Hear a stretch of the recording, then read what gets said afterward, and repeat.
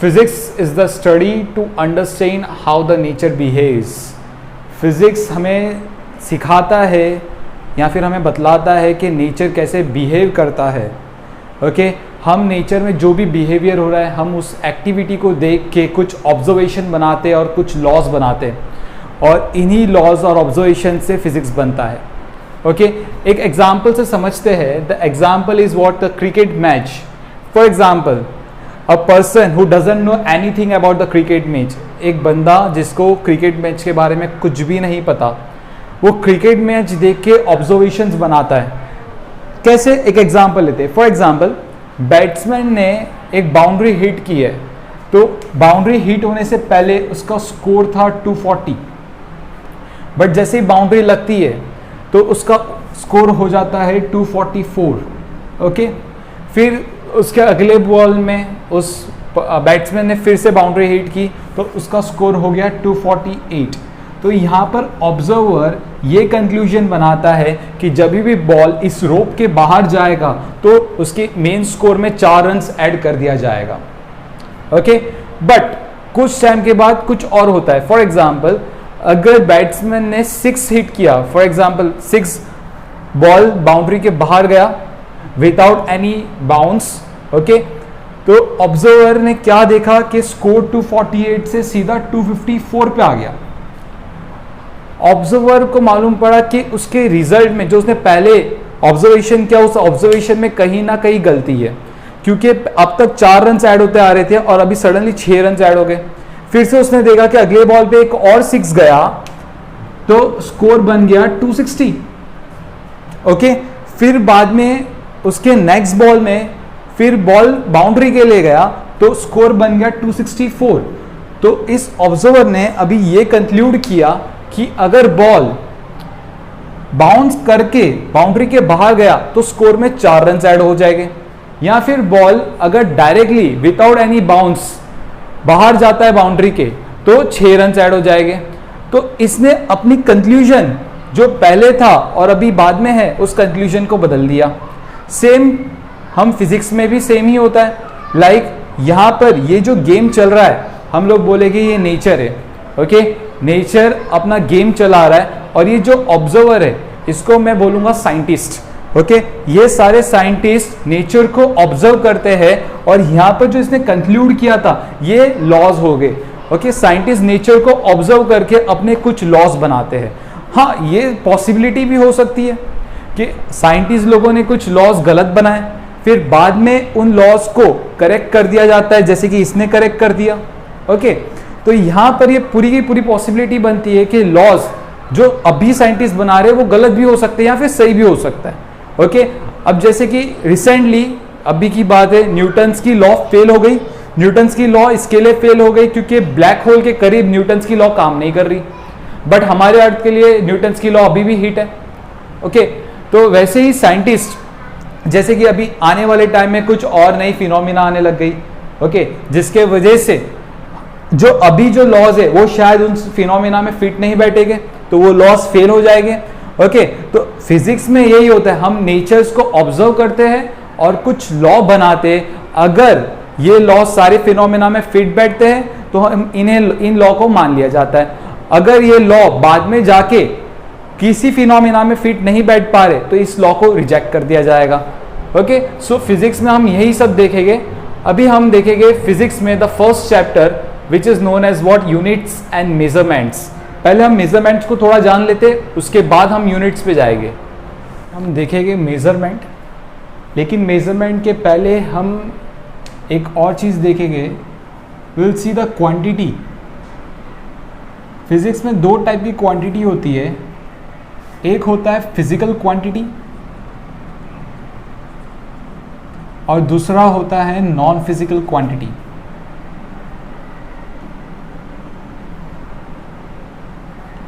Let's understand what you mean by physical quantity and non-physical quantity. Physical quantity is the quantity which can be measured.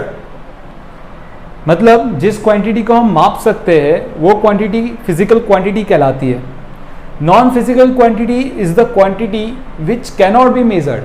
मतलब जिस quantity को हम माप नहीं पाएंगे उस क्वांटिटी को हम लोग क्या कहते हैं, नॉन फिजिकल क्वांटिटी। इसके लिए मैं आपको कुछ एग्जांपल्स दूंगा। फॉर एग्जांपल फिजिकल क्वांटिटी में लेंथ, क्या हम लेंथ को मेजर कर सकते हैं? यस, लेंथ को मेजर करने के लिए बहुत सारे इंस्ट्रूमेंट्स बनाए गए हैं। रूलर उनमें से एक इंस्ट्रूमेंट है। दूसरा, क्या हम मास को मेजर कर सकते हैं? यस, मास को मेजर करने के लिए बीम बैलेंस और स्प्रिंग बैलेंस जैसे इंस्ट्रूमेंट बनाए गए हैं। तीसरा, क्या हम टाइम मेजर कर सकते हैं? Yes, we can measure the time with the help of a clock. अभी बात करते हैं नॉन फिजिकल क्वांटिटी में।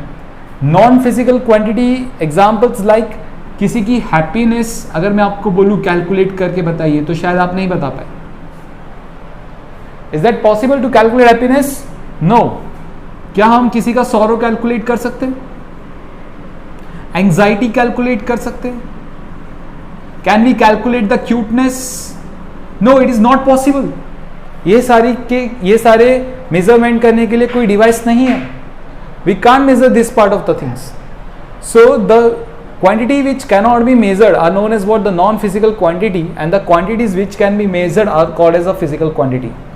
We will see some more examples of the physical quantity like force. We can measure the force, yes, obviously. Acceleration, velocity, pressure, power, work done, energy. So these all quantities are known as what? The physical quantity. Okay? अभी हम बात करेंगे measurement की. Physics में will always talk about the physical quantity. हम कभी भी non physical quantity के बारे में बात नहीं करेंगे. ओके तो अभी फिजिकल क्वांटिटी कैसे मेजर की जाती है वो अभी हम लोग देखेंगे. सो सबसे पहले एक क्वेश्चन आता है, मेजरमेंट क्या है? What is measurement? अगर मैं आपको पूछूं मेजरमेंट की एग्जैक्ट डेफिनेशन बताइए, मेजरमेंट है क्या, तो आप क्या कहेंगे? किसी भी चीज को मापना is measurement? No, this is not a measurement. सिर्फ मापने से मेजरमेंट नहीं होता. किसी भी चीज को मापना किसी के कंपैरिजन में उसको हम मेजरमेंट कहेंगे. एग्जाम्पल, ओके पहले इसकी डेफिनेशन देख लेते फिर एग्जाम्पल देखते हैं. Comparison of any quantity, comparison of any quantity to be measured with reference standard.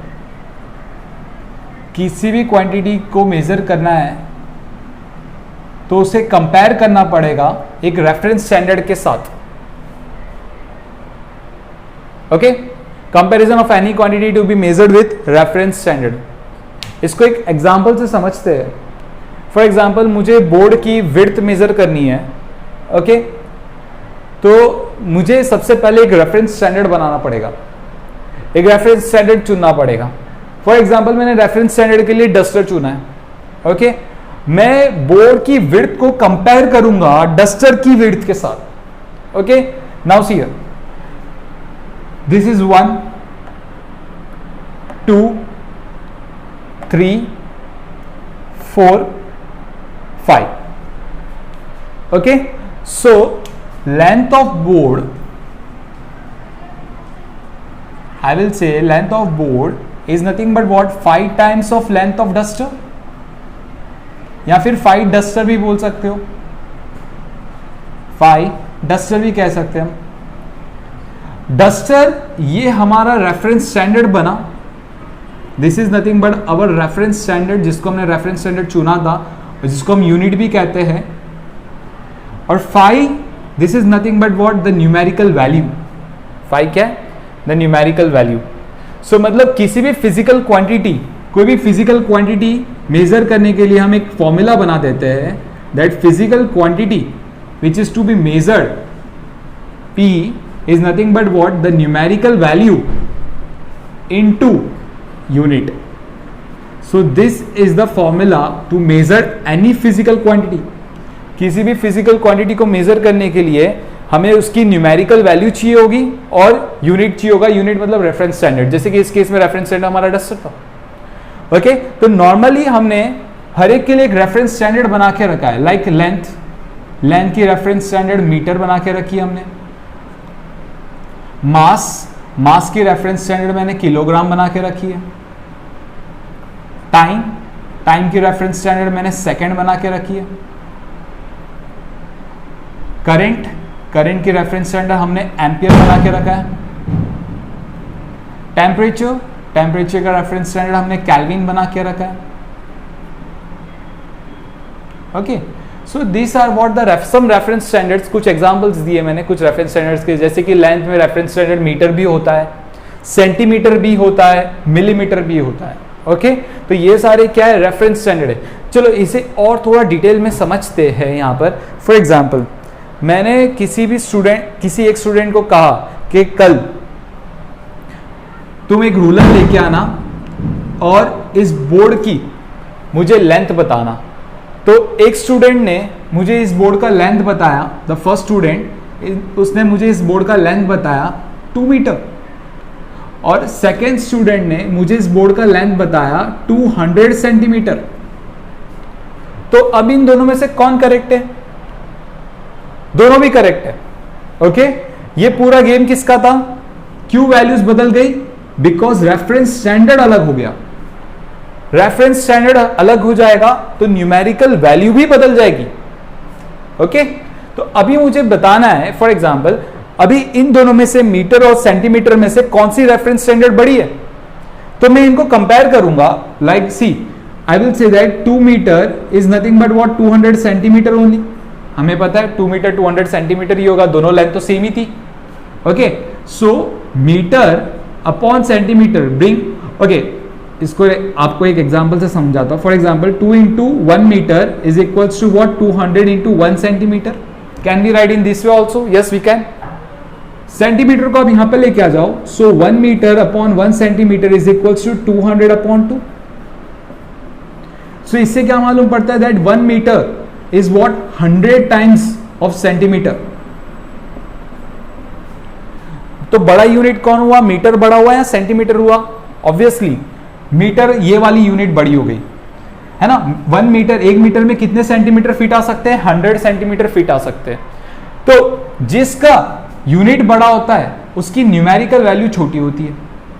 Like here, इसकी यूनिट छोटी थी तो न्यूमेरिकल वैल्यू बड़ी है। ओके, सो हम एक चीज का ध्यान रखेंगे, जो physical quantity, any physical quantity, okay, it is nothing but what the numerical value into unit is equals to, can I say numerical value 2 into unit 2।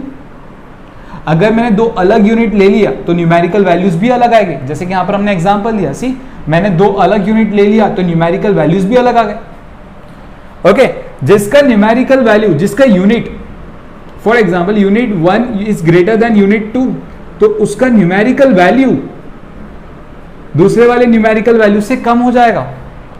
आप इस प्रॉपर्टी को ध्यान में रखिए। Okay, fine. अभी सवाल ये उठता है कि ये यूनिट्स, ये सब कौन डिसाइड करता है? ये हम घर बैठे बैठे डिसाइड नहीं करते। ओके, क्योंकि अगर मैंने बोल दिया कि यार नहीं, डस्टर था एक लेंथ, ओके, डस्टर की इतना साइज है, तो शायद दूसरे इंस्ट्रूमेंट के पास, जो दूसरे स्टूडेंट के पास कोई डस्टर होगा, वो शायद इससे बड़ा होगा। ओके, और उसकी लेंथ कुछ और आएगी। तो इसमें अगर मैं आप लोगों में से बोलूं, ओके, कि मुझे किसी भी लेंथ को मेजर करना है, लाइक एग्जांपल के लिए मेरे को बोर्ड का लेंथ ही मेजर करना है, तो एक जो फर्स्ट पर्सन है वो शायद बोलेगा it is the length of the board is 5 times of the duster. Breadth, दूसरा स्टूडेंट बोलेगा कि नहीं, length of the board is 7 times of the duster. देखो यूनिट क्या है, यहां पर सेम आ जाएगी। ओके, तो इससे बहुत ज्यादा कंफ्यूजन क्रिएट हो सकता है फ्रॉम पर्सन टू पर्सन। तो इसके लिए ये सारे यूनिट्स एक जगह पे बनते हैं। फ्रांस में एक जगह है, international bureau of weight and measurement, वहां पर ये सारे यूनिट्स डिसाइड किए जाते हैं। लाइक ये लेंथ की यूनिट मीटर, मास का यूनिट किलोग्राम, टाइम सेकेंड्स, ये सारी यूनिट्स वहां पर डिसाइड किए जाते हैं। और ये यूनिट्स की कुछ प्रॉपर्टीज भी है। Will see that properties of units, ये कुछ प्रॉपर्टीज के बेस पे यूनिट्स डिसाइड किए जाते हैं। पहला property the unit should be internationally accepted. ये यूनिट्स क्या होना चाहिए? Internationally accepted. जैसे कि अगर फॉर एग्जांपल हम यहाँ पर बात कर रहे हैं लेंथ इज 5 मीटर, तो शायद यूएसए में जो मेरा फ्रेंड बैठा हुआ है उसको मैं बोलूँ कि यहाँ पर एक बोर्ड है जिसकी लेंथ है 5 मीटर, तो उसे समझ में आ जाएगा कि 5 मीटर क्या है। So there is no confusion. क्यों? क्योंकि ये यूनिट यूनिवर्स ने, पूरे यूनिवर्स में सबको पता है कि मीटर क्या होगा। ओके, सो पहला कंडीशन क्या है प्रॉपर्टीज का? That unit should be internationally accepted. Second condition हम देखेंगे, it should be easily available, मतलब सब इसकी अवेलेबिलिटी होनी चाहिए। तीसरा कंडीशन देखेंगे, it should be reproducible. It should be reproducible. अभी what you mean by reproducible? मतलब अगर 1 मीटर दिया हुआ है तो it can be convert into centimetre, मतलब यूनिट्स की कन्वर्जन होनी चाहिए। लाइक 1 मीटर बिकम्स 100 सेंटीमीटर और 100 सेंटीमीटर 1 मीटर। अब फॉर एग्जांपल किसी स्टूडेंट ने मेरे को बोला है कि लेंथ 500 सेंटीमीटर है और मुझे इसको कन्वर्ट करना है मीटर्स में, सो ऑब्वियसली हम कर सकते हैं बाय डिवाइडिंग 100, तो ये मीटर में कन्वर्ट हो जाएगा, that is 5 metre. See, unit can be reproducible, मतलब सेंटीमीटर से उसका मीटर कन्वर्जन पॉसिबल हो सकता है। ओके, और चौथा प्रॉपर्टी है इसका, that unit should be invariable, invariable with space and time. Unit invariable होना चाहिए। अब इनवेरिएबल का मतलब क्या है? मतलब जो उसकी रेफरेंस स्टैंडर्ड होगी वो ऐसी नहीं होनी चाहिए कि जो समय के साथ बदलता जाए। एक एग्जांपल के तौर पे, for example there are the 2 person, this is the first person and this is a second person, ये दूसरा पर्सन है। ओके, नाउ ऐसा बोला गया है कि इस वक्त the bigger person is twice as the size of the smaller person. Means, अच्छा इसको नेमिंग कर देते, this is the first person and this is the second person. The length of the first person is twice of length of the second person. But अगर मैं बात करूं कुछ 10 साल बाद, अगर मैं दोनों की लेंथ को मेजर करूंगा, लाइक ये तब तक छोटा बच्चा बड़ा हो चुका होगा, तो शायद अभी मैं नहीं बोल सकता the length of first person should not be equals to the length of second person. अभी हम लोग बोल नहीं सकते कि फर्स्ट पर्सन की length is equals to what, twice of the second person. अभी ये अनइक्वल लेंथ हो जाएगी। इसके लिए कहा गया है कि रेफरेंस स्टैंडर्ड जो होगा, जो कि यूनिट ही होगा, रेफरेंस स्टैंडर्ड माने unit, this should be invariable with space and time, मतलब रेफरेंस स्टैंडर्ड आपका टाइम के साथ बदलना नहीं चाहिए। Okay, so this are the some very important properties. इन्हीं प्रॉपर्टीज के सहारे यूनिट को चुना जाता है, और यूनिट चुनने का काम किसका होगा? International bureau of weights and measures which is located in France. Okay, please copy down quickly. थोड़ा सा अभी हम यूनिट्स के बारे में देखेंगे। ऐसी बहुत सारी फिजिकल क्वांटिटीज है जिनकी यूनिट्स है। Example, length, mass, time, temperature, pressure, power, work done, energy, momentum, ये सारी फिजिकल क्वांटिटीज है जिनके पास यूनिट है। लेकिन इन सारे फिजिकल क्वांटिटीज और उनकी यूनिट को याद रखना it's a very difficult task for us.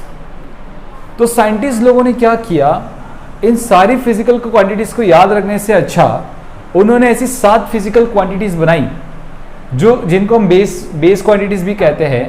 सिर्फ अगर हम उन 7 फंडामेंटल क्वांटिटीज को याद रखेंगे तो हम किसी भी फिजिकल क्वांटिटी का यूनिट बता सकते हैं। ओके, तो हम उनको देखते हैं। उससे पहले we will see that physical quantity are classified into 2 types. One is known as the fundamental quantity, एक होगा फंडामेंटल क्वांटिटी और दूसरा होगा डिराइव्ड क्वांटिटी। फंडामेंटल क्वांटिटी का डेफिनेशन देखेंगे। फंडामेंटल क्वांटिटी ऐसी क्वांटिटी होती है जो अपनी मेजरमेंट के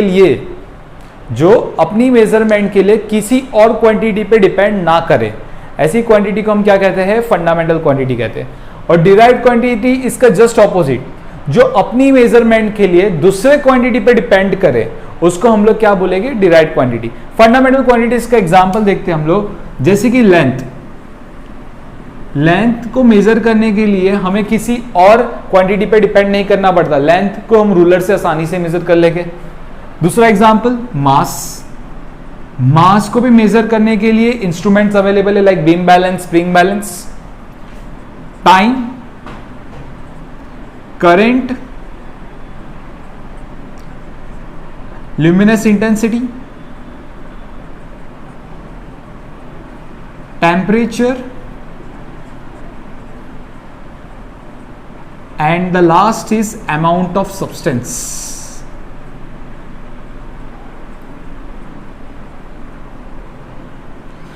ओके ये तो है। इसके बाद दो और सप्लीमेंट्री क्वांटिटीज आ गई।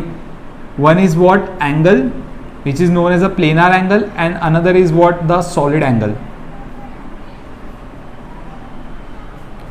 ओके तो इन 7 क्वांटिटीज और ये 2 सप्लीमेंट्री क्वांटिटीज अगर मैंने इनको याद रखा और इनकी यूनिट को याद रखा तो डिराइव्ड क्वांटिटी के जितने भी यूनिट्स है वो मुझे मालूम पड़ जाएंगे।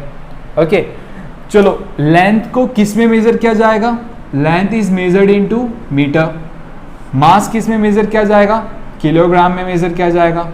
टाइम किस में मेजर किया जाएगा, सेकेंड में मेजर किया जाएगा। करंट किस में मेजर किया जाएगा, एम्पियर में मेजर किया जाएगा। ल्यूमिनस इंटेंसिटी कैंडेला में मेजर किया होगा। टेम्परेचर केल्विन में मेजर होगा। अमाउंट ऑफ सब्सटेंस मोल में मेजर होगा। एंगल रेडियंस में मेजर होगा और सॉलिड एंगल टी रेडियंस में मेजर होगा। तो ये सारी फंडामेंटल क्वांटिटीज है और ये सारी फंडामेंटल यूनिट्स है। This all are known as what, the fundamental units. Okay fine. अभी हम डिराइव्ड क्वांटिटीज का भी कुछ एग्जांपल देखेंगे। डिराइव्ड क्वांटिटी एग्जांपल के तौर पे पहला example we will see the velocity. The first example, what is the formula for the velocity? Lower standards में आप लोगों ने पढ़ा है। The formula for the velocity is displacement upon time. See velocity 2 physical quantities पे depend करता है अपनी कैलकुलेशंस के लिए। जो फिजिकल क्वांटिटी अपनी कैलकुलेशंस के लिए किसी और फिजिकल क्वांटिटी पे डिपेंड करता है उसी को कहते हैं हम डिराइव्ड क्वांटिटी। जैसे कि अगर फॉर एग्जांपल मेरे पास डिस्प्लेसमेंट नहीं है तो शायद मैं वेलोसिटी कैलकुलेट नहीं कर पाऊं। ओके सेकेंड एग्जांपल, अगर मैं फोर्स की बात करूं, फोर्स का formula is what, mass into acceleration. तो फोर्स भी अपनी मेजरमेंट के लिए 2 क्वांटिटीज पे डिपेंड करता है, मास और एक्सेलरेशन पे। तीसरा डेंसिटी, डेंसिटी का फॉर्मूला है मास अपॉन वॉल्यूम। सी डेंसिटी भी 2 क्वांटिटीज पे डिपेंड करता है अपनी मेजरमेंट के लिए। So this all quantities are known as what, derived quantities. अभी यहां पर हम लोग बात करेंगे इनके यूनिट्स की। डिस्प्लेसमेंट, इसका यूनिट होगा मीटर क्योंकि ये लेंथ ही होता है। टाइम का यूनिट होगा सेकेंड। फोर्स में मास का यूनिट होता है केजी। एक्सेलरेशन की यूनिट होगी मीटर पर सेकेंड स्क्वायर। डेंसिटी में मास की यूनिट है केजी, वॉल्यूम की यूनिट होगी metre cube. If you will see velocity के जो यूनिट है मीटर पर सेकेंड, ये यूनिट कहां से आ जाती है, हमें फंडामेंटल क्वांटिटी में लेंथ की यूनिट उठाते हैं हम और टाइम की यूनिट उठाते हैं तो मीटर पर सेकेंड बन जाता है। इसके लिए साइंटिस्ट लोगों ने क्या किया, इन्होंने कहा कि सिर्फ आप 7 फंडामेंटल क्वांटिटीज याद रखो और उनके यूनिट्स याद रखो। डिराइव्ड क्वांटिटी इन्हीं फंडामेंटल क्वांटिटीज पे डिपेंड करती है, तो डिराइव्ड क्वांटिटी के यूनिट्स भी इन्हीं फंडामेंटल क्वांटिटीज से, फंडामेंटल यूनिट से आ जाएंगे। जैसे कि एक और एग्जांपल ले लेते, फोर्स मास इंटू एक्सेलरेशन। मास केजी कहां से आया, फंडामेंटल क्वांटिटी से आ गया। ओके एक्सेलरेशन में मीटर कहां से आया, लेंथ से आ गया। और टाइम कहां से आ गया, सेकेंड से आ गया। ओके तो यहां पर हमें क्या याद रखना है, हमें बेसिक 7 फंडामेंटल क्वांटिटीज और ये 2 सप्लीमेंट्री क्वांटिटीज याद रखनी है। Okay please copy down quickly. अभी हम लोग देखेंगे सिस्टम ऑफ यूनिट्स। जैसे कि थोड़ी देर पहले मैंने बताया था कि फिजिक्स में बहुत सारे फिजिकल क्वांटिटीज है और उन फिजिकल क्वांटिटीज की यूनिट्स को याद रखना एक बहुत डिफिकल्ट जॉब है। तो हमने क्या किया कि फिजिकल क्वांटिटीज को 2 पार्ट्स में बांट दिया, fundamental quantity and derived quantity. हमने इस फिजिकल क्वांटिटीज को 2 क्वांटिटी में बांट दिया, फंडामेंटल एंड डिराइव्ड क्वांटिटीज। तो मुझे सारे फिजिकल क्वांटिटीज की यूनिट्स को याद रखना नहीं पड़ेगा, सिर्फ हम किसकी यूनिट्स को याद रखेंगे, फंडामेंटल क्वांटिटी की यूनिट्स को याद रखेंगे। डिराइव्ड क्वांटिटी की यूनिट्स ऑटोमेटिक मिल जाएगी। जैसे कि फंडामेंटल क्वांटिटी में हम लोग लेंथ की यूनिट को मीटर रखेंगे और टाइम की यूनिट को सेकेंड्स रखेंगे। और अगर मुझे डिराइव्ड क्वांटिटी में वेलोसिटी की यूनिट चाहिए, वी नो दैट वेलोसिटी का जनरल फॉर्मूला क्या है, डिस्टेंस अपॉन टाइम। डिस्टेंस क्या है, एक टाइप की लेंथ है जो किस में मेजर होगी, मीटर में, और टाइम किस में मेजर होगा, सेकेंड में। इससे क्या मालूम पड़ता है कि हमें डिराइव्ड क्वांटिटी की यूनिट्स को याद रखने की जरूरत नहीं है, वो हमें कहां से डिराइव हो जाएगी, फंडामेंटल क्वांटिटी से आ जाएगी। ओके, तो इन्हीं बेसिस पे सिस्टम ऑफ यूनिट्स बनाए गए हैं। सिस्टम ऑफ यूनिट्स क्या है, इट इज अ सेट। ये क्या है, एक सारे यूनिट्स का एक सेट है जिसकी वजह से हम फंडामेंटल और डिराइव्ड क्वांटिटी की यूनिट्स कैलकुलेट कर सकते हैं। जैसे कि सिस्टम ऑफ यूनिट्स के कुछ टाइप्स है, हम वो टाइप्स देखते हैं। पहला है सीजीएस सिस्टम, जिसको गॉसियन सिस्टम भी कहते हैं हम। दूसरा है एमकेएस सिस्टम, जिसको हम मैट्रिक सिस्टम भी कहते हैं। तीसरा है एफपीएस सिस्टम, जिसको हम ब्रिटिश सिस्टम भी कहते हैं।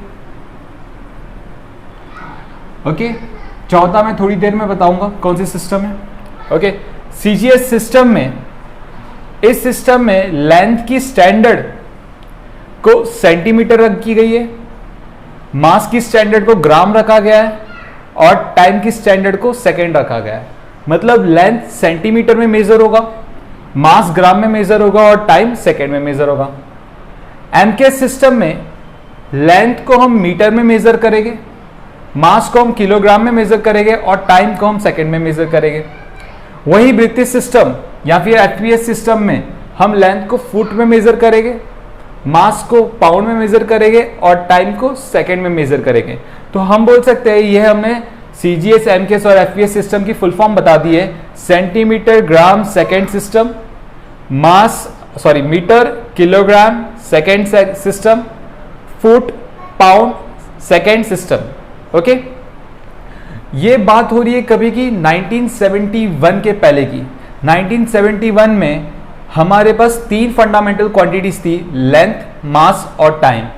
बट बाद में जैसे जैसे टाइम बीतता गया, फिजिक्स में नई नई डिस्कवरी होने लगी, कुछ नए नए फंडामेंटल क्वांटिटीज आने लगे लाइक टेम्परेचर, करेंट। ओके, सो ये सिस्टम उनके यूनिट्स को कंसीडर नहीं करता था। तो साइंटिस्ट लोगों ने एक मीटिंग बुलाई पेरिस में 1971 में। बहुत दुनिया के बहुत बड़े बड़े साइंटिस्ट आए उस मीटिंग में और उन्होंने एक नया सिस्टम बनाने की सोची और उन्होंने वहां पर एक नया सिस्टम बनाया और उस सिस्टम को हम क्या कहेंगे, system international units. Full form SI का सिस्टम इंटरनेशनल यूनिट्स। ओके, यहां पर साइंटिस्ट लोगों ने कुछ जो नए फंडामेंटल क्वांटिटीज डिस्कवर्ड हुए थे उन्हें भी यहां पर इंक्लूड कर दिया उन्होंने। जैसे कि मैं आपको एग्जांपल दूंगा थोड़ी देर में।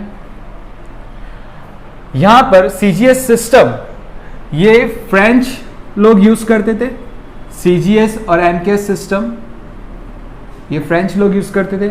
एफपीएस सिस्टम ब्रिटिश लोग यूज करते थे, इसके लिए इसको नाम भी दिया गया ब्रिटिश सिस्टम।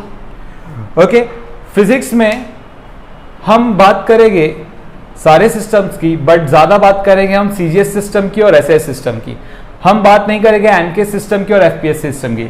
इसके पीछे का रीजन ये है, एफपीएस सिस्टम में कन्वर्जन बहुत कॉम्प्लिकेटेड थी, इसके लिए धीरे धीरे ये सिस्टम क्या हो गया, खत्म हो गया, क्योंकि यहां पर कन्वर्जन याद करना काफी मुश्किल था। ओके, तो हम फिजिक्स में यहां पर एफपीएस सिस्टम की बात नहीं करेंगे। अभी हम एमकेएस सिस्टम की भी बात नहीं करते क्योंकि एसआई सिस्टम एमकेएस सिस्टम का ही एक्सटेंशन है। ओके, इसके लिए हम यहां पर फिजिक्स में सिर्फ दो सिस्टम्स की बात करेंगे आने वाले 2 साल में, सीजीएस सिस्टम और एसआई सिस्टम। हम एमकेएस सिस्टम की भी बात नहीं करेंगे। ओके, अभी हम देखते हैं एसआई सिस्टम में साइंटिस्ट ने किन फंडामेंटल क्वांटिटीज को डाले। यहां पर मैं उन फंडामेंटल क्वांटिटीज लिख दूंगा, फंडामेंटल क्वांटिटीज, और यहां पर मैं उनके यूनिट्स लिख दूंगा, fundamental units.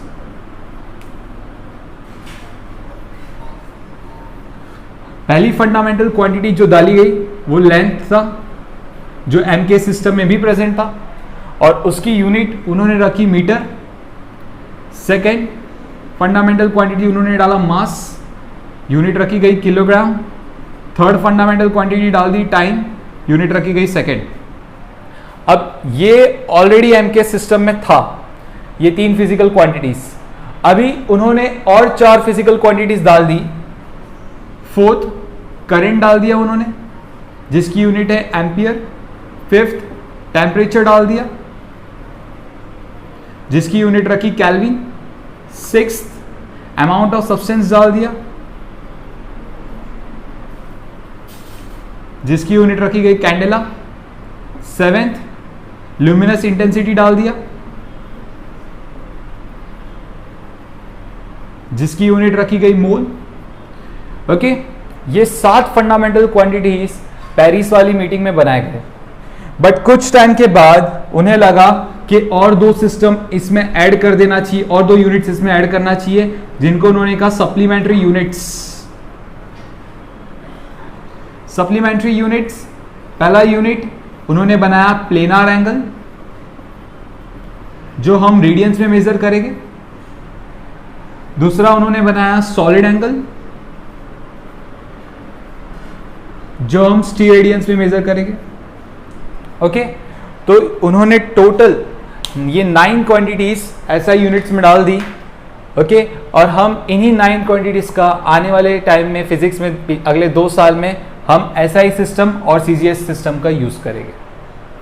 Copy down quickly.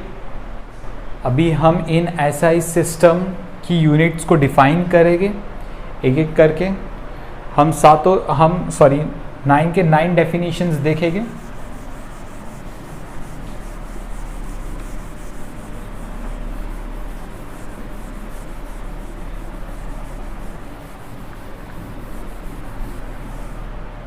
Okay, पहला डेफिनेशन हम देखेंगे मीटर का। 1 मीटर किसे कहते हैं?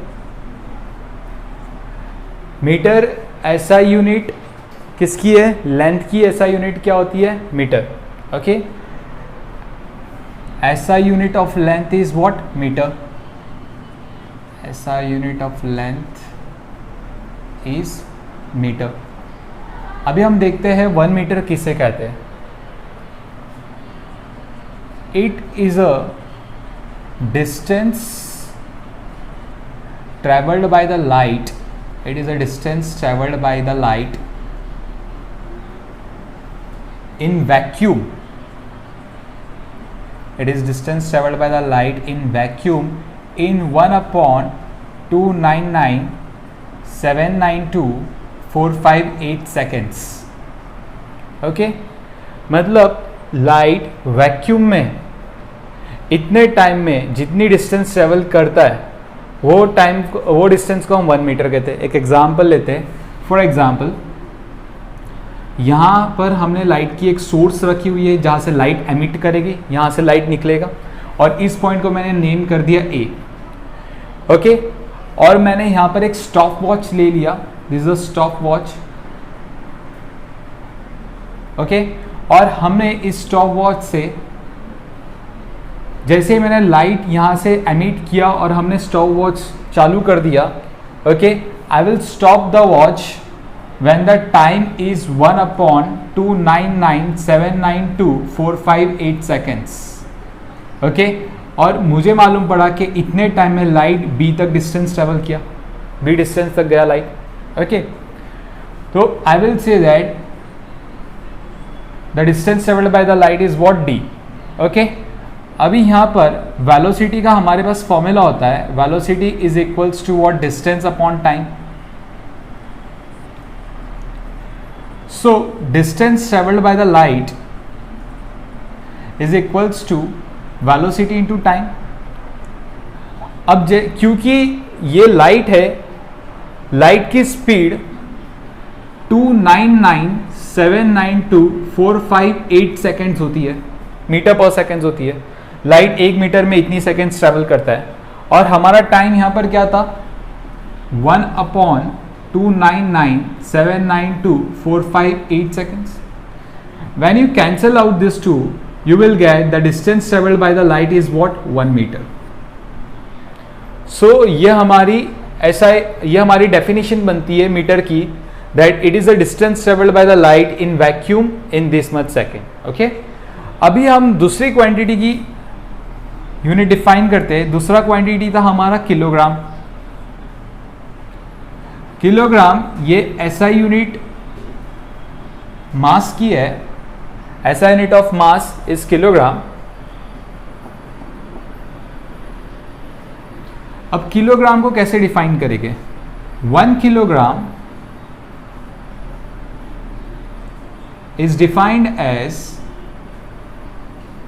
The mass of prototype, the mass of prototype of platinum iridium alloy which is kept in international weighs and measures in Paris. मतलब Paris में एक प्रोटोटाइप रखा गया है, प्लेटिनियम और इरिडियम के एलॉय का बना हुआ एक सिलेंडर रखा गया है। ओके, ये सिलेंडर किसका बना हुआ है? प्लेटिनियम एंड इरिडियम एलॉय का। इस सिलेंडर का मास जो है, उसी मास को हमने क्या कहा, 1 किलोग्राम। इस सिलेंडर में, इस सिलेंडर की डायमीटर और इस सिलेंडर का height, okay, the diameter and the height of the cylinder is equal. okay? और इसी सिलेंडर का जो मास है उसी को हम क्या कहेंगे, 1 किलोग्राम। सो हमने दो फिजिकल क्वांटिटीज की यूनिट को डिफाइन किया है, आप कॉपी कर लीजिए, उसके बाद हम बाकी का देखते हैं। अभी हम तीसरी फिजिकल क्वांटिटी टाइम, उसकी यूनिट को डिफाइन करेंगे। ओके, मतलब हम 1 सेकेंड को डिफाइन करेंगे। लेट्स सी 1 सेकेंड क्या होता है। 1 सेकेंड, सबसे पहले ये SI यूनिट है टाइम का। SI unit of time is 1 second. It is defined as the ratio, sorry, it is defined as the duration of 9,192,631,770 period of radiation corresponding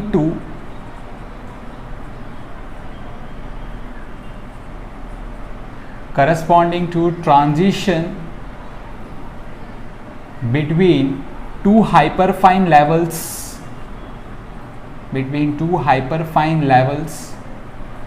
of cesium-133 atom. Let's understand this, इसका मतलब क्या है। Okay, but इसके मतलब जानने से पहले हमें एक चीज़ देखना, हमें एटम को समझना है। हम कौन सी एटम की बात करेंगे? cesium-133 atom. cesium-133 एटम में 55 इलेक्ट्रॉन्स होते हैं। ओके, 55 इलेक्ट्रॉन्स को 6 ऑर्बिट्स में अरेंज किया गया है cesium-133 एटम। ओके, बट मैं 6 ऑर्बिट्स नहीं बना रहा हूँ, मैं सिर्फ outer most orbit, last orbit बना रहा हूँ, क्योंकि मेरे को 6 ऑर्बिट्स में इंटरेस्ट नहीं है। लास्ट ऑर्बिट के सीजियम एटम के लास्ट ऑर्बिट में एक इलेक्ट्रॉन बैठा हुआ है। Only 1 electrons is sitting in the last orbit of the cesium-133 atom. Okay, और इस ऑर्बिट की radius is nothing but what, r।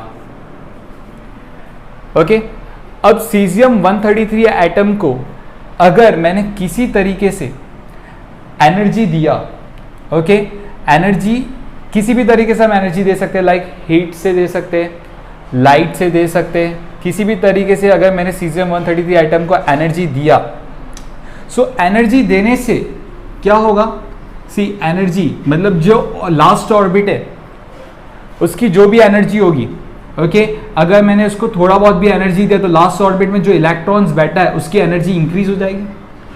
Energy increase होने की वजह से उसकी वेलोसिटी इंक्रीज हो जाएगी, because we know that kinetic energy is half M V square. अगर मैंने इस इलेक्ट्रॉन को एनर्जी दिया, एनर्जी इंक्रीज होने की वजह से वेलोसिटी इंक्रीज हो जाएगी, एंड वेलोसिटी इलेक्ट्रॉन मतलब अभी और तेजी से घूमेगा अपनी ऑर्बिट में। ओके सो वेलोसिटी का फॉर्मूला हमें पता है, डिस्टेंस अपॉन टाइम।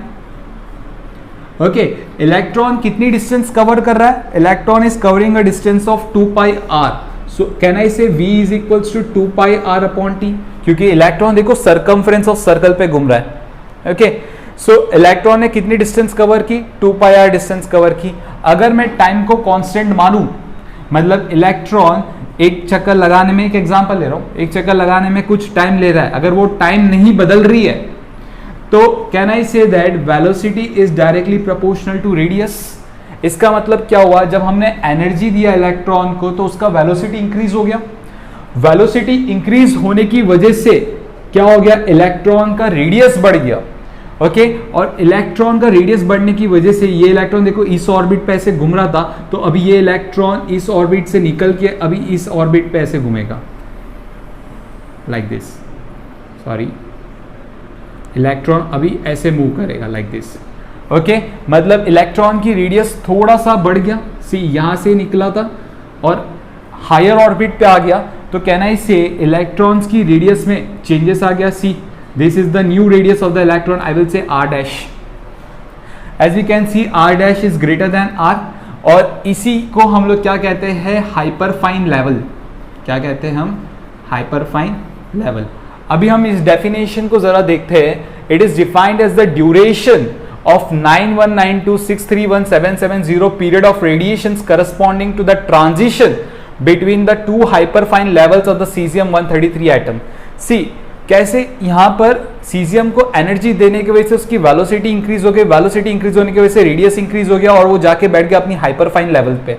ओके लेकिन इलेक्ट्रॉन इस हाइपरफाइन लेवल पे बहुत कम टाइम के लिए बैठता है। इलेक्ट्रॉन्स हाइपरफाइन लेवल्स पे ज्यादा देर के लिए बैठ ही नहीं पाएंगे, तो इलेक्ट्रॉन्स क्या करते हैं? हाइपरफाइन लेवल से उतर के कहां पर आ गए? वापस से अपनी ग्राउंड स्टेट पे आ गए। क्योंकि कंटिन्यूसली एनर्जी सप्लाइड हो रही है तो इलेक्ट्रॉन्स को फिर से एनर्जी मिला, वो फिर से हाइपरफाइन लेवल पे गया, लेकिन हाइपरफाइन लेवल पे वो ज्यादा देर बैठ नहीं सकता है तो वो फिर से नीचे आ गया, फिर से उसको एनर्जी मिल रही है। इसी एनर्जी हम कंटिन्यूसली इसको सीजियम के एटम को एनर्जी हम कंटिन्यूसली दे रहे हैं, तो एनर्जी मिलने की वजह से वापस से हाइपरफाइन लेवल पे जाता है, बट हाइपरफाइन लेवल उसको ज्यादा देर अपने अंदर बिठाएगा नहीं, तो वो क्या करेगा? वापस उसको नीचे भेज देगा। Whenever electrons is coming from hyperfine level to the ground state, तो यहां से वो क्या करेगा? एक एनर्जी रिलीज करेगा, और इस एनर्जी का वैल्यू होगा h mu, where mu is the frequency of light. हम फ्रीक्वेंसी पता करके पता कर सकते हैं कि यह एनर्जी किस फॉर्म में बाहर आई है। क्या लाइट के फॉर्म में बाहर आई है, एक्सरेज की फॉर्म में बाहर आई है, अल्ट्रावायलेट रेज की फॉर्म में बाहर आई है, किसी भी फॉर्म में बाहर आ सकती है एनर्जी। बट हमारा एम वो नहीं है, हमारा एम सेकेंड को समझना है। तो यहां पर देखो, इफ यू विल सी, ये जो इलेक्ट्रॉन है ये वाइब्रेटरी मोशन दे रहा है। कहां पर दे रहा है वाइब्रेटरी मोशन? अपनी ग्राउंड स्टेट और हाइपरफाइन लेवल्स के बीच में। देखो वो कंटिन्यूसली ऐसे वाइब्रेट कर रहा है, as you can see. Okay ये वाइब्रेशंस, सी इन वाइब्रेशंस का जो टाइम होगा वो क्या होगा? सेम होगा। टाइम मतलब यहां पर देखो वो ग्राउंड स्टेट से हाइपरफाइन लेवल तक जाना और हाइपरफाइन लेवल से ग्राउंड स्टेट तक आना, इसको हम लोग क्या बोलेंगे? टाइम पीरियड बोलेंगे। और ये टाइम पीरियड सीजियम के इलेक्ट्रॉन के लिए कांस्टेंट होता है। ओके जब भी सीजियम का इलेक्ट्रॉन इतनी वाइब्रेशंस करेगा और इतनी वाइब्रेशंस के लिए जो उसने टाइम लिया है उसी टाइम को हम कहते हैं 1 second.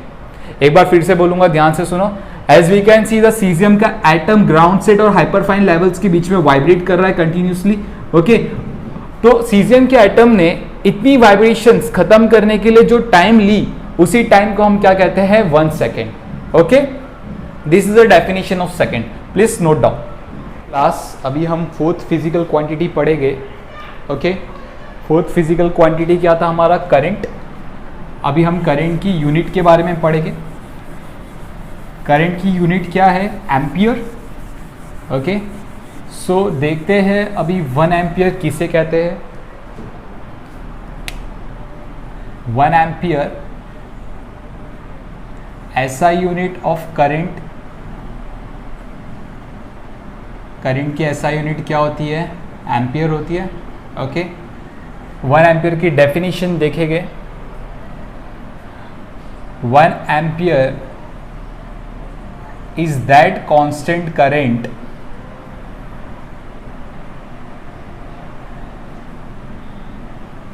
which is maintained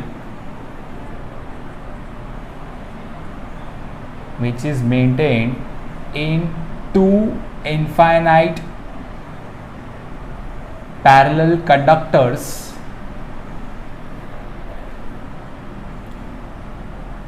of negligible cross section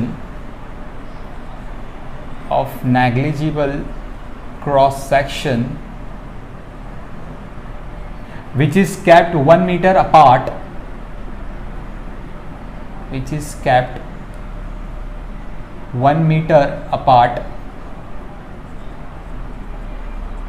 which produces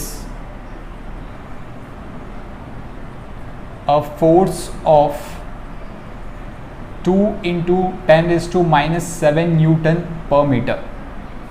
okay, 1 ampere वो करंट होगा जो दो parallel conductors, infinite parallel conductors में फ्लो करेगा, जिसकी क्रॉस सेक्शन लगभग नेग्लिजिबल होगी, क्या होगी? लगभग नेग्लिजिबल होगी, और वो दो कंडक्टर्स 1 मीटर की दूरी पे रखा गया है।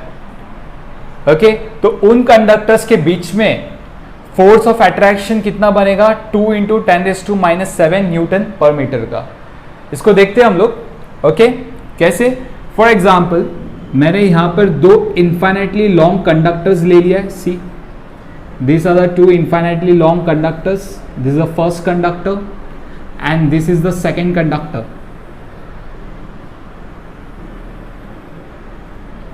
ये दोनों के बीच में दूरी कितनी है? लगभग 1 मीटर का दूरी है। You can say the distance between the 2 conductors is 1 metre. Both the conductors are connected with the battery as well as the rheostat. Battery और किसके साथ कनेक्टेड है? वो रियोस्टेट के साथ कनेक्टेड है। सी, दिस कंडक्टर्स ऑल्सो, ये conductor भी बैटरी और रियोस्टेट के साथ कनेक्टेड है।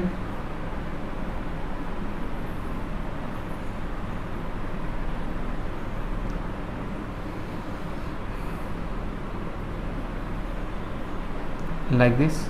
Okay, this is a rheostat H, RH. Remember one thing, एक कंडीशन है, रियोस्टेट दोनों कंडक्टर्स में सेम वैल्यू दिखाएगा और दोनों कंडक्टर्स में जो बैटरी होगा वो भी सेम होगा।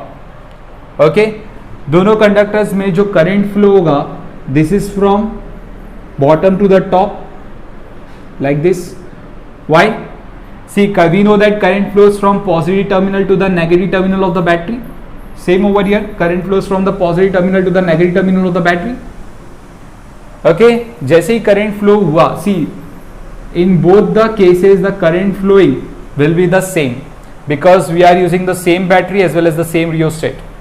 तो दोनों केस में करंट जो फ्लो होगा वो सेम होगा। इनिशियली हम करंट को 0 रखते हैं, बाद में धीरे धीरे करंट को बढ़ाते जाते हैं। ओके, और दोनों केसेस में, दोनों सर्किट्स में करंट सेम अमाउंट में बढ़ेगा। फॉर एग्जाम्पल, यहां पर इनिशियली 0 था तो दोनों में 0 होगा। ओके, और अगर मैंने यहां पर करंट को 0.1 से बढ़ाया तो यहां पर भी करंट 0.1 से बढ़ेगा। ओके, सो जैसे ही करंट दोनों सर्किट्स में, दोनों वायर्स में, दोनों कंडक्टर्स में फ्लो करना चालू करेगा तो दोनों कंडक्टर्स एक दूसरे की तरफ फोर्स ऑफ अट्रैक्शन दिखाएंगे, मतलब दोनों कंडक्टर्स नजदीक आने की कोशिश करेंगे। ओके, जिस करंट पे, सी, करंट की वैल्यू हम धीरे धीरे बढ़ाते जा रहे हैं तो फोर्स भी क्या होगा? दोनों के बीच में बढ़ते जाएगा। करंट की एक वैल्यू ऐसी आएगी जहां पर फोर्स इन दोनों कंडक्टर्स के बीच में 2 into 10⁻⁻7 न्यूटन का फोर्स लगेगा। ओके, फॉर एग्जाम्पल, यहां पर ये कंडक्टर का जो मैंने लेंथ लिया है, ये लेंथ है 1 मीटर का। सेम ओवर हियर, यहां पर भी ये जो लेंथ मैंने लिया है कंडक्टर का, ये लेंथ कितना है? 1 मीटर का। ओके, इस 1 मीटर की लेंथ पे अगर इतना फोर्स लगा कौन सी करंट की वजह से? आई करंट की वजह से। उसी करंट को हमने कह दिया 1 एम्पियर। फिर से देखेंगे क्या है डेफिनेशन, फिर से देखते हैं। हमने see first of all this is what the infinitely long wire. Okay, infinite long wire में मैंने 1 मीटर, एक 1 मीटर का सेक्शन ले लिया है दोनों साइड में। करंट दोनों साइड में सेम अमाउंट का ही फ्लो होना चाहिए। ओके, इसके लिए मैंने बैटरी भी सेम रख दिया है, रियोस्टेट भी सेम रख दिया, और करंट की वैल्यू हम धीरे धीरे बढ़ाते जाएंगे, और दोनों कंडक्टर्स में, दोनों सर्किट्स में करंट इक्वल अमाउंट में बढ़ेगा। ओके, करंट को बढ़ते वक्त फोर्स भी क्या होगा? बढ़ते जाएगा। एक पर्टिकुलर पॉइंट पे, एक पर्टिकुलर करंट की वैल्यू पे हमें फोर्स कितना मिला? 2 × 10⁻⁷ न्यूटन इन 1 मीटर की सेक्शंस पे। ओके, उसी टाइम करंट को हमने क्या कहा? ये जो करंट फ्लो हो रहा है वो 1 एम्पियर का फ्लो हो रहा है। Okay, so this is the definition of the current flowing in the circuit of 1 ampere. Please copy down. अभी हम 5वीं फिजिकल क्वांटिटी टेम्परेचर, उसकी यूनिट के बारे में पढ़ेंगे। ऐसा यूनिट टेम्परेचर का क्या होता है? केल्विन। ऐसा unit of temperature is kelvin. Kelvin की डेफिनेशन देखते हैं। 1 kelvin is defined as fraction of 1/273.16 thermodynamic temperature of triple point of water, okay, let's see thermodynamic temperature क्या होता है, पहले हम इसको समझेंगे। See, temperature is the measure of an energy due to the atomic motion। अगर atom motion में होगा तो उसकी जो एनर्जी होगी उसका मेजरमेंट क्या होता है? टेम्परेचर होता है। ओके, अगर मैं कहूं that this is an atom, okay, ये एटम क्या होगा? This atom is known as what? Motionless. ये एटम क्या है? Motionless atom, means it will not move. Okay, atom will be motionless. कभी एटम मोशनलेस होता है जब टेम्परेचर काफी कम होता है। कोई भी एटम मोशनलेस कभी होगा? At a temperature of -273.15 degree Celsius. इस टेम्परेचर पे एटम क्या हो जाएगा? मोशनलेस हो जाएगा, means it will not move. As the temperature start rising the atom starts moving. Okay, तो यही टेम्परेचर को जब एटम मोशनलेस हो जाता है उस टेम्परेचर को हम क्या कहते हैं? -273.15 degree Celsius, which is corresponds to 0 kelvin. जो किसके करस्पॉन्ड हो गया? 0 केल्विन। मतलब इस टेम्परेचर को आप ये भी बोल सकते हो या फिर 0 केल्विन भी बोल सकते हैं। ओके, बट हम 0 केल्विन को डिफाइन नहीं कर रहे, हम किसको डिफाइन कर रहे हैं? हम 1 केल्विन को डिफाइन कर रहे हैं। ओके, तो यहां पर थोड़ी सी मैथमेटिक कैलकुलेशन करेंगे। मैं यहां पर दोनों जगह 273.15 को ऐड कर दूंगा ऑन बोथ साइड। तो मुझे मालूम पड़ा that 0 degree Celsius is corresponds to 273.15 kelvin. If we add both side 273.15, so we comes to know that 0 degree, see this part and this part get cancel out, so वो क्या बन गया? 0 degree Celsius बन गया। so 0 degree Celsius corresponds to 273.15 Kelvin। okay, so now we will see 1 Kelvin is defined as the fraction of 1/273.16 thermodynamic temperature of triple point of water। now what do you mean by triple point of water? Triple point of water is that temperature when water exists in all the 3 phases, solid, liquid and gaseous। मतलब triple point वो point होगा, वो temperature होगा पानी का जब पानी की तीनों फेसेस जैसे कि आइस, वाटर और वाटर वेपर तीनों एक साथ एग्जिस्ट करेगी। उस टेम्परेचर को हम लोग क्या बोलते हैं? Triple point of water. Triple point of water कुछ एक्सपेरिमेंट से मेजर किया गया और ट्रिपल पॉइंट ऑफ वाटर कितना आया? 0.01 डिग्री सेल्सियस। ओके, अगर मैं 0.01 डिग्री सेल्सियस यहां पर ऐड कर दूं तो 0 degree Celsius plus 0.01 degree Celsius 273.15 plus 0.01 Kelvin. So it comes out to be 0.01 degree Celsius, which is what 273.16 Kelvin. Okay? अभी यहाँ पर अगर मैं इसको see triple point of water हमारा कैल्विन में कितना है, triple point of water in Kelvin is nothing but what 273.16 Kelvin. Okay, so what is the 1 Kelvin का definition. If we divide triple point of water, see अगर हम triple point of water का 1/273.16 का fraction निकालेंगे, see triple point of water का 1/273.16 अगर मैं fraction निकालता हूं, so it comes out to be what, cancel, so it comes out to be what 1 kelvin. तो यहाँ पर डेफिनेशन में हमें वही बताया गया है. 1 kelvin is defined as a fraction of 1/273.16 thermodynamic temperature of triple point of water. See 1/273.16 into triple point of water, that comes out to be what 1 kelvin. Please copy down.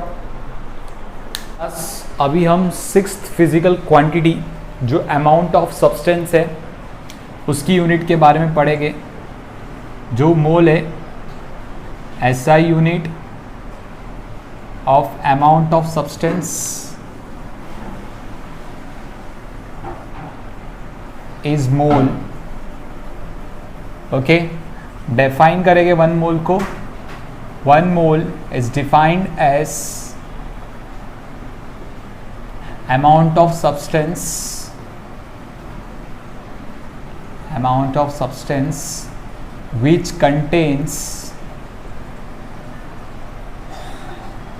elementary entities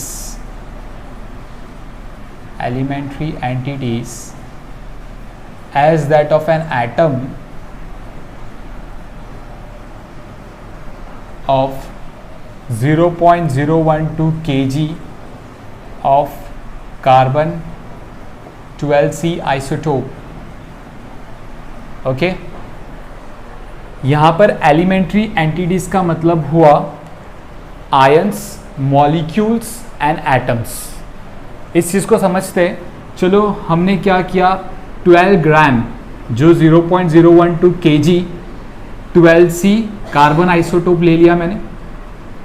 okay, ये जो carbon का isotope है इसको हमने crush किया और छोटे छोटे पार्ट्स में बदल दिया. ओके, अब उन्हीं छोटे छोटे पार्ट्स में से मैंने एक छोटा सा पार्ट ले लिया and I will count in this part that is how much atoms, molecules और आयंस. तो हमें मालूम पड़ा कि इस पार्ट में 6.022 इंटू 10⁻23 एटम्स हो गए. ओके, और इन्हीं को हमने क्या कह दिया, this is nothing but what 1 मोल. ये ही 1 मोल की डेफिनेशन होती है. ओके ओके क्लास, अभी हमारी 7वीं फिजिकल क्वांटिटी जो लुमिनस इंटेंसिटी है जिसका यूनिट कैंडेला है उसको हम थोड़ी देर बाद देखेंगे. बिकॉज लुमिनस इंटेंसिटी का यूनिट जो कैंडेला है उसे समझने के लिए हमें 2 चीज़ें समझना ज़रूरी है. एक होगा प्लेनार एंगल और दूसरा होगा सॉलिड एंगल. ओके, पहले हम समझते हैं what do mean by planar angle and what do mean by solid angle, फिर उनकी यूनिट को समझेंगे. ठीक है, फॉर एग्जांपल एक सर्कल है. ओके, इस सर्कल का centre this is what O, और इस सर्कल पे एक लेंथ ले लेते हैं हम लोग, for example length of an arc AB. I will join this centre to the A as well as to the B. तो यहाँ पर कुछ लेंथ आई, ये इस सर्कल का रेडियस था, और यहाँ पर जो एंगल बनेगी इसी एंगल को हम कहते हैं प्लेनार एंगल. समझ में आ गया? इसी एंगल को हम क्या कहते हैं, प्लेनार एंगल. ओके, सो इस प्लेनार एंगल के लिए हमारे पास फॉर्मूला है, that is what length of arc. Planar angle is defined as a length of arc upon radius. Okay, which can be written as what L/R. ठीक है, इसी planar angle का यूनिट होता है, ऐसा unit of planar angle is radian. Planar angle की ऐसा unit क्या है, रेडियंस है. और अभी हम इसी रेडियंस को डिफाइन करेंगे. क्या होता है radians? 1 radians is defined as the angle subtended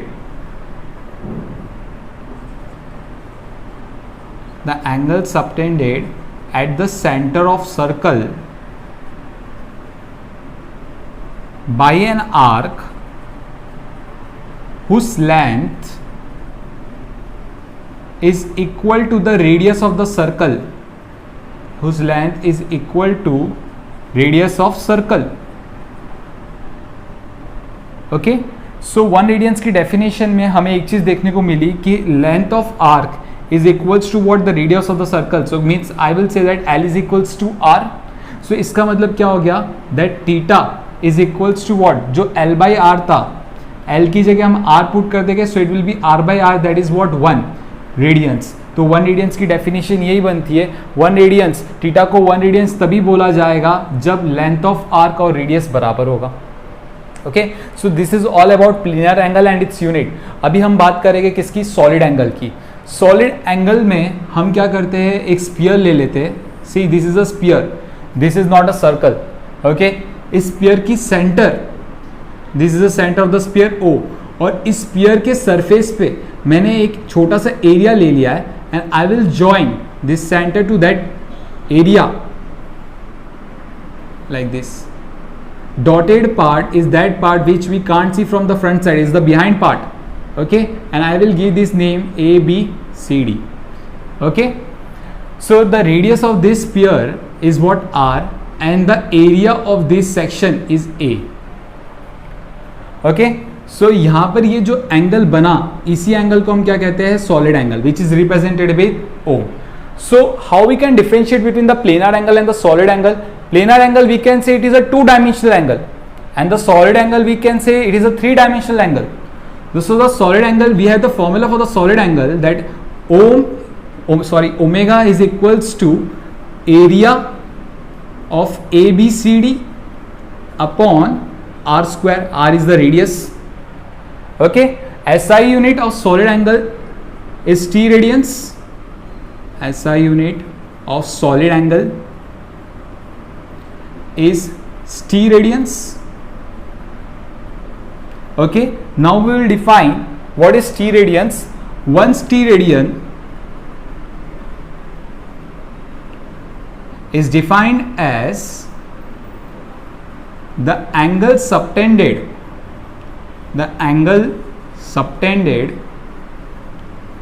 at the center of sphere by an area whose value is equal to square of radius of an sphere. Square of radius of sphere. Okay, means according to the definition I am saying that area should be equals to the square of the radius. Means what, A is equals to what, R square.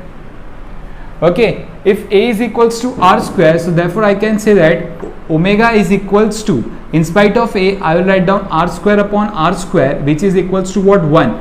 So this is the definition of 1 T radians. Clear? Please copy down quickly.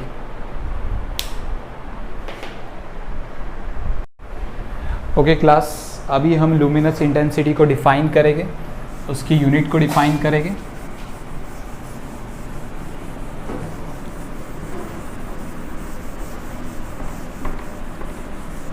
See, now we will see the last and 7th fundamental quantity whose unit is candela. So हम अभी 1 candela को define करेंगे. First of all candela किसकी unit है, luminous intensity की unit है. ऐसा unit of luminous intensity is candela. 1 candela is the luminous intensity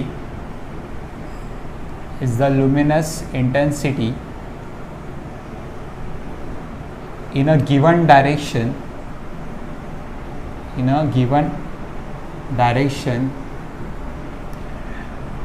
as that of source as that of source emits a radiation of frequency 540 into 10 raised to 12 hertz and radiant intensity of 1/683 watt per steradians in a given direction.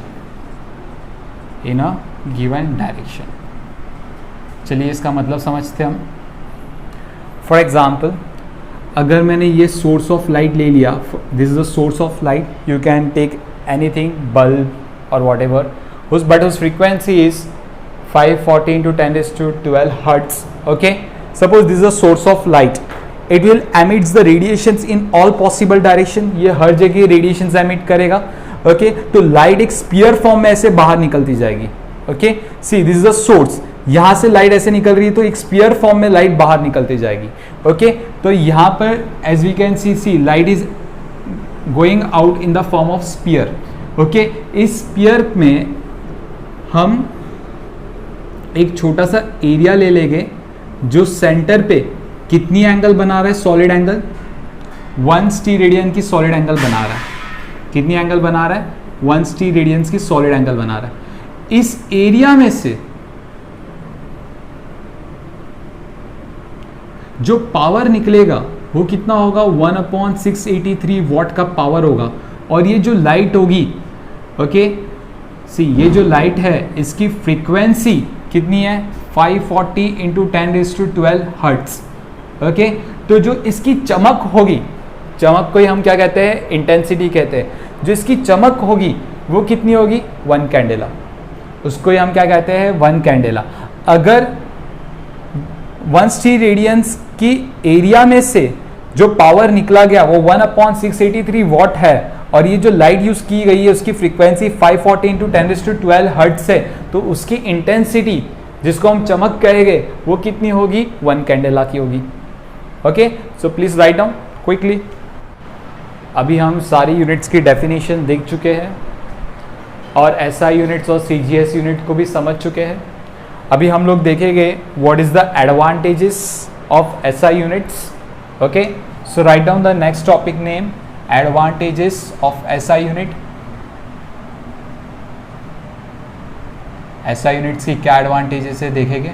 The first advantage, SI system of unit is a coherent system of unit. What do you mean by coherent system? Let's define it. Derived units are obtained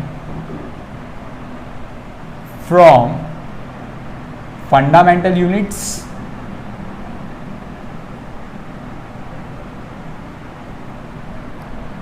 by multiplication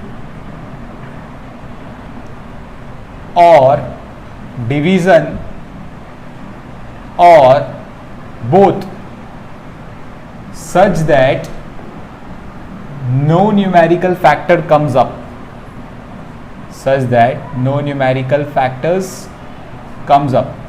Okay, fine. इसको समझेंगे ये statement को. इस statement का मतलब क्या है उसके लिए मैं एक एग्जाम्पल लेता हूं. For example, force. The formula for the force is what? Mass into acceleration. We know that force is a derived quantity. तो जो इसका यूनिट है फोर्स का वो भी कौन सी यूनिट है? डिराइव्ड यूनिट है. Okay, so this derived unit can be converted into the fundamental unit. Derived unit को हम फंडामेंटल यूनिट में कन्वर्ट कर सकते हैं. कैसे? सीयर, मास की यूनिट क्या होगी? केजी. एंड एक्सेलरेशन की यूनिट क्या है? मीटर पर second square. If you will see on the right hand side, all the units are the fundamental units. So इसी को हम क्या कहते हैं? Coherent system of units. कि हम डिराइव्ड यूनिट को फंडामेंटल यूनिट्स में कन्वर्ट कर सकते हैं बिगर कोई नंबर मल्टीप्लाई किए. See here, such that no numerical factor comes up. इसका मतलब क्या हुआ? बिगर कोई नंबर मल्टीप्लाई किए हम डिराइव्ड यूनिट को फंडामेंटल यूनिट में कन्वर्ट कर सकते हैं. Okay, so this is the first advantage. Let's see the second advantage. SI system of unit is a rational system of unit. It's a rational system of unit. What do you mean by rational system of unit? See class, क्या हुआ था? Before SI system of units came into picture, SI system के पहले एक example लेते हैं. Energy की unit होती थी जूल. ओके, हीट एनर्जी इसकी यूनिट होती थी कैलोरी. इलेक्ट्रिकल एनर्जी इसकी यूनिट होती थी watt hour. Okay, so you can see that the quantity is same, energy ही है क्वांटिटी, लेकिन जो यूनिट्स यूज किया जा रहा है वो अलग अलग यूनिट्स है. ओके, तो दिस क्रिएट्स अ कंफ्यूजन. तो रैशनल सिस्टम ऑफ यूनिट का मतलब क्या होता है कि एक फिजिकल क्वांटिटी के लिए एक ही यूनिट होगा, and that is what joule. Okay, इसको हम लोग क्या कहते हैं? Rational system. चाहे वो हीट एनर्जी हो, इलेक्ट्रिकल एनर्जी हो, सब किस में मेजर होगा? अभी जूल्स में मेजर होगा. ये एसआई में होगा. Okay, so this is the second advantage. Will see the third advantage. SI system of unit is a matrix system of unit. Now what do you mean by matrix system of unit? इसका मतलब क्या हुआ? That multiples and submultiples of system can be expressed as power of 10, can be expressed as power of 10. समझते? जैसे कि length की एक unit है किलोमीटर. अब ये किलोमीटर एसआई यूनिट तो नहीं है, लेंथ की एसआई यूनिट तो मीटर है. ओके, तो क्या हम इसको कन्वर्ट कर सकते हैं मीटर में? Yes. 1 kilometre is nothing but what? 10⁻³ metre. See, multiples and submultiples of the system can be expressed as a power of 10. As you can see, kilometer is expressed in meter with the multiplication of 10⁻³. Okay, so मतलब यहाँ पर conversion हो सकता है. Okay, next हम लोग देखेंगे the fourth part. SI system of unit is an absolute system of unit. Is an absolute system of unit. What do you mean by as absolute system of unit? It means that it does not use any gravitational units. It does not use any gravitational units. Okay, so the students from the ICSE board in 10th standard वो force की unit किस में लिखते थे? kg weight इसमें लिखते थे. Okay, ये जो यूनिट है इसी को कहते हैं gravitational system of unit. Gravitational system of units. Okay, तो एसआई इन ग्रेविटेशनल सिस्टम ऑफ यूनिट्स को सपोर्ट नहीं करता है. ओके, सो एसआई में फोर्स की यूनिट क्या होगी? न्यूटन होगी, ना कि केजी वेट होगी. Okay, and the last and main important advantage of the SI system of unit that SI system of unit is universally accepted. पूरे दुनिया में ही एक्सेप्टेड है. तो इसकी वजह से जब भी हमें कम्युनिकेट करना है किसी दूसरे कंट्री से, जैसे कि अगर मैंने कह दिया उनको that length of my board is 5 metre, तो वो मेरे फ्रेंड को जो अमेरिका में बैठा है उसे भी समझ में आ जाएगा कि 5 मीटर कितना है करके. Okay, so SI system of unit is what? Universally accepted. So this are the most important advantages of the SI units. इसके लिए हम फिजिक्स में आने वाले 2 साल में एसआई यूनिट्स याद रखेंगे. Okay, please copy down. As we have seen advantages of SI units, now we will see the rules for writing SI units in symbolic form. So please write down rules for writing SI units in symbolic form.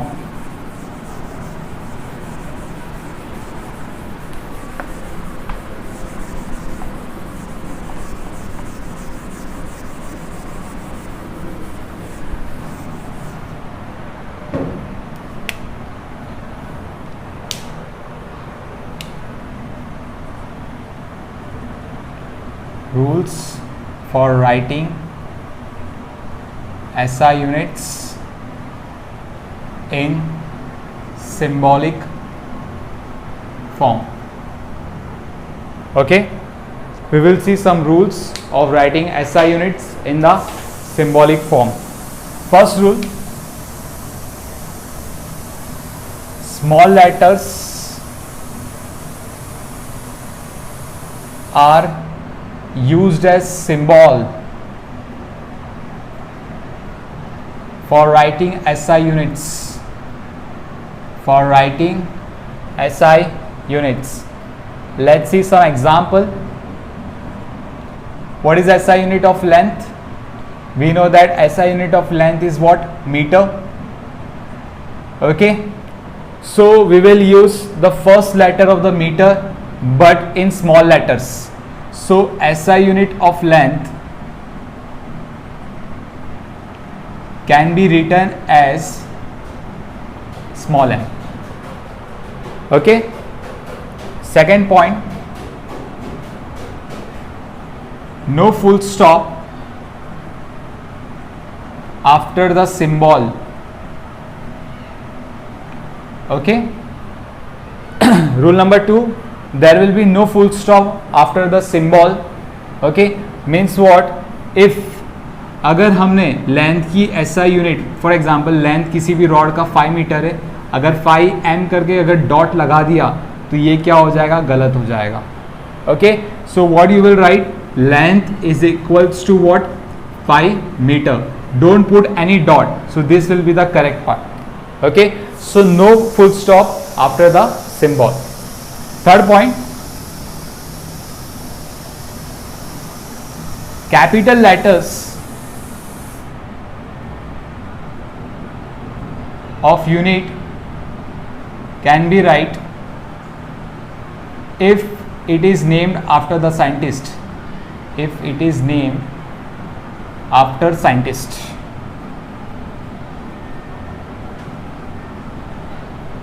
Means what? We know that SI unit of force is what? Newton. Okay, so जो Newton था वो एक scientist का नाम था. तो जो force की यूनिट होगी, SI unit of force can be written as what? N, capital N. Okay, why? Capital letters of the unit can be written if it is named after the scientist. Okay, जैसे कि metre, this is not a name of scientist. जो scientist का name नहीं है उसको हम small letter से represent करेंगे, जो साइंटिस्ट का नेम है उसको हम कैपिटल एन से रिप्रेजेंट करेंगे, कैपिटल लेटर से, सॉरी कैपिटल लेटर से रिप्रेजेंट करेंगे. ऐसा unit of work is joule, so we write capital J. ऐसा unit of power is watt, so I will write capital W. ऐसा unit of temperature is Kelvin, so I will write capital K. Clear this much? So capital letters of unit can be write if it is named after what? Scientist. Okay, rule number 4. Fourth rule, the complete unit can be written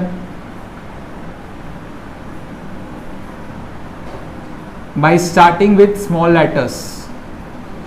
By starting with small letters, even if it is named after scientist. Even if it is named after scientist. Means what? Is suppose we want to write the unit of length. Unit of length, we know that it is meter, so I will write down the complete meter by starting with small letter, by starting with small letter. Like another example, mass, I will write the mass, the entire thing, the entire unit, but by starting with small letter, that is kilogram. Okay, next force can be written as 25. See, Newton is the name of scientist. if you will write the entire unit Newton, so you want to start with the small letter, that is what, N. Let's take one more example. For example, work done, I will write 5 joules. See, joule is again the name of scientist, but if we are writing the entire joule word, so we will start with a small letter. Okay. Next, units. Don't write units in plural form. Don't write units in plural form. Means what? Length cannot be written as meters. This is the wrong way. Okay, meters means this is indicating it is a plural form, so we can't write meters. So what we'll write? Length is equals to 5 meter. That's it. This is the correct way of representing. Okay.